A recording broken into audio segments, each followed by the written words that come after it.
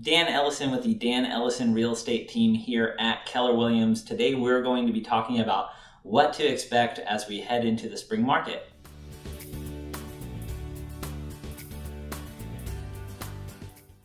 So a couple things that we want to pay attention to. Number one is inventory. As we head into the spring market, we're definitely going to see some of the sellers coming out of hibernation from holding their house off the market through the holidays and some of the winter. So definitely expect to see a few more homes come on the market. Yet with that being said, inventory is still at an all-time low. If we look at some of the absorption rates for the past couple months, especially December, we're hovering just over 1 month. So absorption rate tells us what type of market we're in. And specifically, if we're in a regular market, we have 4 to 6 months of inventory. So the absorption rate really tells us, hey, if there was not one more single home that came for sale on the market today, how long would it take to sell off all the inventory that's actually on the market right now?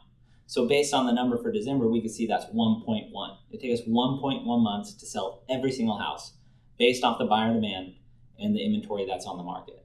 So right now, anything under 4 months of inventory is considered a seller's market. And a typical market that's balanced would be anywhere from 4 to 6 months. Anything over 6 months is typically a buyer's market where we see a ton of inventory. It's taking a long time to sell, and buyers obviously have a little more advantage.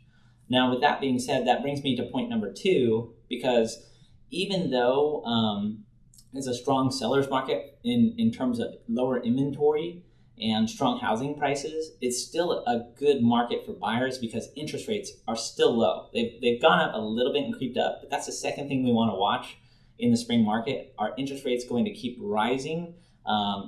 Like there was just another increase that happened in the end of 2016, and we saw the interest rates move up. So what that's going to do is for buyers, that can affect your purchase power. So a buyer that used to qualify at $400,000, now their same financial situation with interest rates going up, let's say 1%, now they qualify for $375,000. So that could put some pressure down on home prices. I'm not saying that's going to happen that quickly, but that's the idea of what can happen.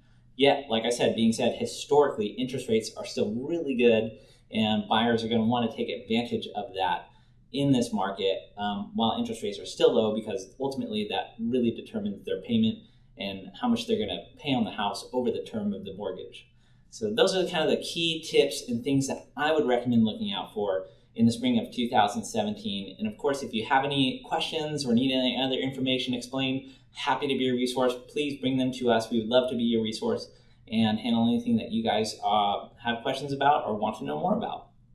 I'll talk to you soon.